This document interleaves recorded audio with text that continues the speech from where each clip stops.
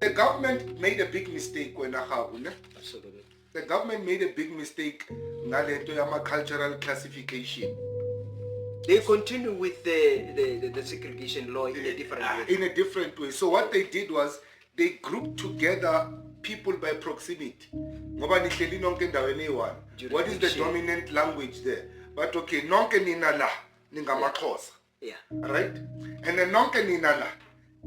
Like right now, I've got this belief yokuthi there is no nation but ke Batswana. But amongst Batswana, ke BaKgatla, ke baRolong, ke baPhuthing, so abelungu, it was white people who grouped together these people and said, "Lona Batswana."